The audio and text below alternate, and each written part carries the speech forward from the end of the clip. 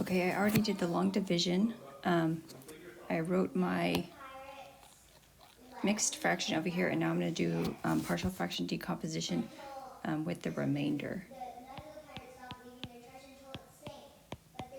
And I factored out the denominator, and I got x times x plus 2 times x plus 2. So x times x plus 2 squared. So that would be a over x. The next factor is x plus 2. The next factor is also x plus 2, but it's repeated, so I make it x plus 2 squared. And I'll go ahead and solve for the constants.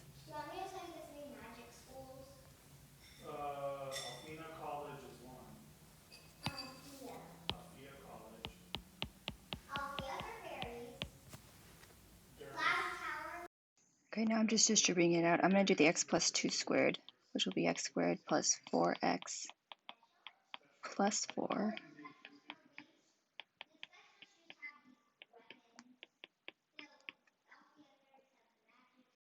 Okay, I multiplied everything out. Now I'm going to go ahead and gather up my like terms for the x squareds. I have a plus b equals -1. For the x terms, I have 4ax plus 2bx plus c.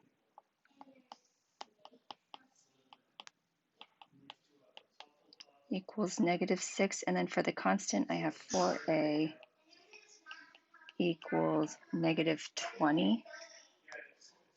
Okay, now I'll go ahead and solve for my constants. Okay, so I see a equals -5. Let's see, a plus b equals -1, so b must equal 4. And then 4a plus 2b plus c equals -6, -20 plus 8, -12 plus c. So c is 6, and then when I write my answer as a mixed fraction, 2x plus a over x or -5 over x plus b over x plus 2 plus c over x plus 2 squared.